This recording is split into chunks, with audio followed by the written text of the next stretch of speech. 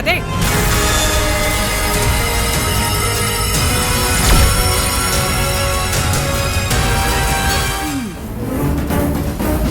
ഇവിടെ വാടി. വരാനല്ലേ പറഞ്ഞത്? കൊറേ വാങ്ങി കൂട്ടിയിട്ടുണ്ടല്ലോടി. ശമ്പളം കിട്ടിയ കാശ് മുഴുവൻ ദൂർത്തടിച്ച് തീർത്തല്ലേ? ആ കവറൊക്കെ ഇങ്ങ് കാണിച്ചേ.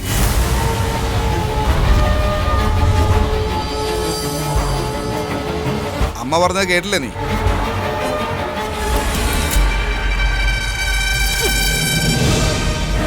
ഇത് കണ്ടോ ഭരത്തെ, നിങ്ങൾക്ക് ഞാൻ പറഞ്ഞ കാര്യം പിടികിട്ടിയോ? ശരിക്കും പിടികിട്ടിയ അമ്മേ. എന്തായാലും നന്നായി. ജോലിക്കാരിയെ തലയിലേറ്റി വെച്ച കാവ്യേച്ചിക്ക് ഇത് തന്നെ കിട്ടണം. എന്നാലും നീ ഞങ്ങളാരും വിചാരിച്ച പോലെ അല്ലല്ലോടി പോരുപ്പെട്ടവളെ. എല്ലാം കള്ളത്തരം കാണിച്ചു വെച്ചിട്ട് നല്ല ഒന്നാന്തരം ഭാവാഭിനയം. പച്ചവെള്ളം ചവച്ചു കുടിക്കുന്ന പരമ സാധു. പാടി ഇവിടെ.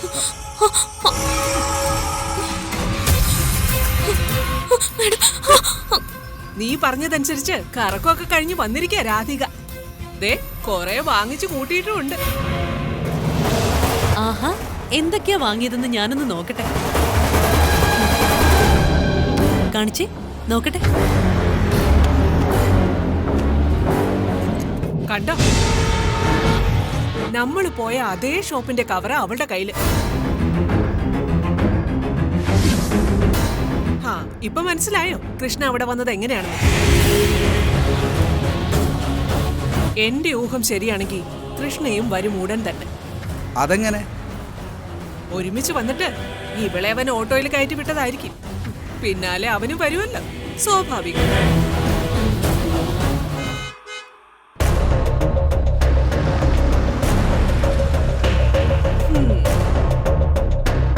കൃഷ്ണ എത്തി കഴിഞ്ഞു.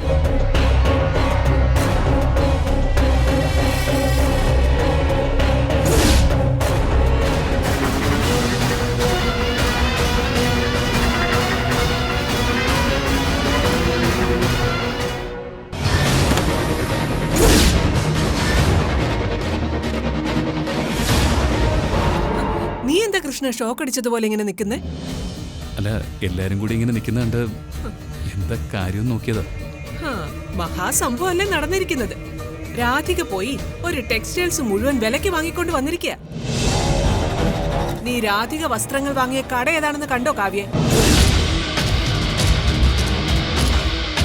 ടെക്സ്റ്റൈൽസിനുള്ളിൽ വെച്ച് ഞാൻ കൃഷ്ണയെ കണ്ടു എന്ന് പറഞ്ഞിട്ട് നീ വിശ്വസിച്ചോ? ഇല്ലല്ലോ. രാധിക അതേ ഷോപ്പിൽ വന്നിട്ടുണ്ട്. എന്താ അതിനർത്ഥം? രാധിക, നീ എപ്പോഴാ ഈ ടെക്സ്റ്റൈൽസ് കയറിയത്?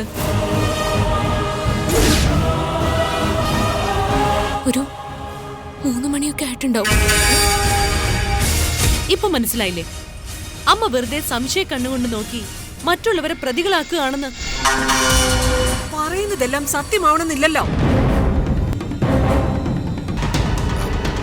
ചേച്ചി, അമ്മ ഇത്രയും പറഞ്ഞ സ്ഥിതിക്ക് രാധിക പർച്ചേസ് ചെയ്ത ബില്ലൊന്ന് ചേച്ചിക്ക് നോക്കാലോ. അതില് പർച്ചേസ് ചെയ്ത് സമയം രേഖപ്പെടുത്തിയിട്ടുണ്ടാവല്ലോ.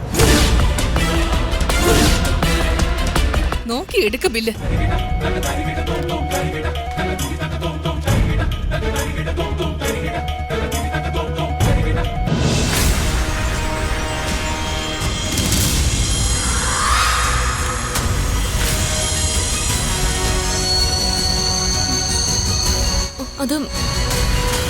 അത് കാണുന്നില്ല.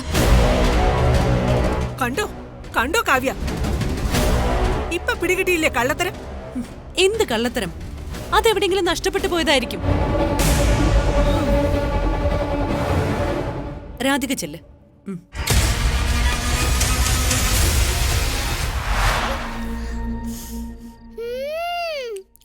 നല്ലതല്ലേ അമ്മ ഇത്? എന്റെ മോള് കഴിച്ചു നോക്ക്, അപ്പൊ അറിയാലോ.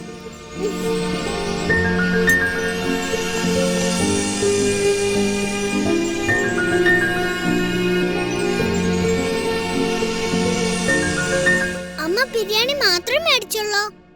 വേറെയും ചിലതുണ്ട്, കഴിച്ചു കഴിഞ്ഞിട്ട് കാണിച്ചുതരാം.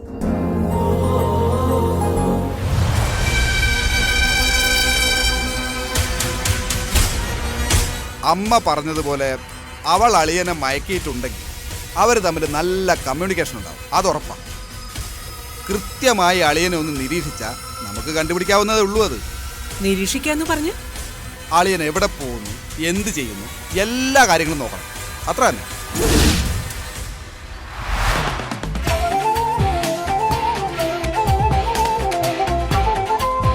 അമ്മക്ക് ഒത്തിരി പൈസ കിട്ടോ?